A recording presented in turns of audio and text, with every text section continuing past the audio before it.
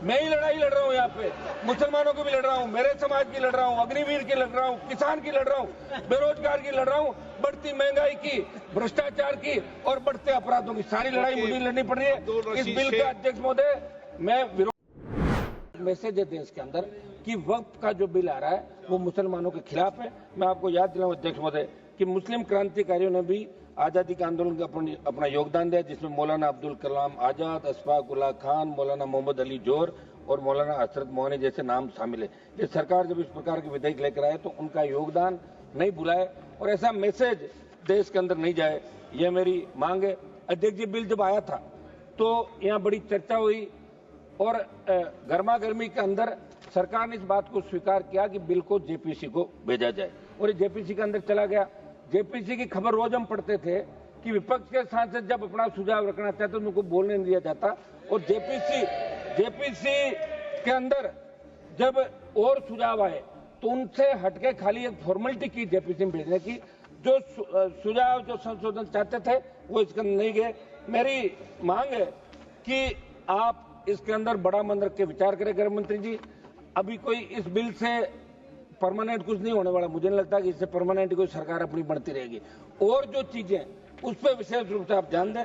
मैं आपका एक मिनट निवेदन करूंगा साहब, ये इसमें संशोधन आपने किया, पिछले कुछ वर्षों में वक्फ बोर्ड की संपत्तियों को लेकर विभिन्न प्रकार के जो आरोप लगाए गए, लेकिन क्या समाधान उन्हीं आरोपों के खिलाफ है या कोई राजनीतिक एजेंडा है? अध्यक्ष महोदय,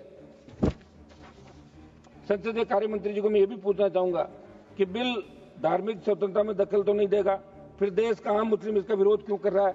ये आम जो विरोध कर रहा है, मेरे इलाके से मैं बता दूं आपको, जिस संसदीय क्षेत्र से मैं आता हूं, मकराना, लाडनू, नागौर, डीडवाना, वहां के लोग कह रहे हैं कि साहब इतना बड़ा हल्ला हो रहा है, आप वहां क्या करें पार्लियामेंट के अंदर? ये तो अच्छा हुआ आज आपने हमें बुलवा दिया, अगर नहीं बोलते तो बाहर जाके ये कहना पड़ता कि आप अंदर क्या सो रहे थे, क्या कर रहे थे, बोले तो नहीं, और हम हमारी बात आप तक ही रख सकते हैं और छोटी पार्टियों को आप संरक्षण देते हैं। लिहाजा आज आपको बहुत बहुत धन्यवाद अध्यक्ष जी कि आज आपने हमें बोलने का अवसर दिया। अध्यक्ष जी है बोलने दो ना मुझे, गिरिराज सिंह जी, आप अपना काम कर रहे हो, मैं मेरा कर रहा हूँ।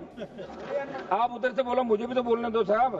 अब की बात तो हम चुन के कैसा है, आप जानते हो सारी बातें। सदन में जब मुस्लिम समाज की बात चले तो सदन माध्यम से ये भी अवगत करा दें कि इस वक्फ विधेयक से आर्थिक, धार्मिक और सामाजिक असमानताओं का सामना जो करना पड़ रहा है, सरकार की नीतियों में बदलाव है, लेकिन मुसलमानों की शिक्षा और रोजगार में स्थिति में कोई व्यापक सुधार 70 साल में नहीं हुआ।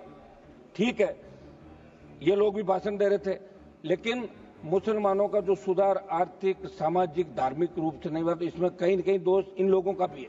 हाँ, हम बिल के इसके आपके विधेयक के खिलाफ है, लेकिन कांग्रेस पार्टी भी कहीं न कहीं अगर ये विचार करती तो निश्चित रूप से बहुत बड़ा और फायदा हो सकता था नौकरियों में और सब बातों में। अध्यक्ष महोदय, हमारी जो वक्फ की संपत्तियां, सुनिए एक बार, सुनो साहब, वक्फ की संपत्तियां हैं, अब हम तो खुद बोल रहे, सुनो मेरी बात, आप लोग हमारे छोटे दलों का ध्यान रखते हो क्या कि भाई मैं बोलना, खुद बोल के ताली बजा के चले जाए तो बैठ रहते हैं पीछे सारे सिंगल मेंबर पार्टी, हमारे दम पे लड़ते हैं, दम पे ही बोल रहे हैं सारा। वक्फ संपत्तियों की सरकारी संपत्ति घोषित करने की साजिश। अध्यक्ष जी, मैं ये पूछना चाहता हूँ कि ये जो बिल है, इससे कहीं ये तो नहीं कि सारी जो वक्फ की संपत्तियां हैं इसमें आप अपने नॉमिनेट करके और कलेक्टर को पावर देकर सरकारी संपत्तियां तो घोषित नहीं करें?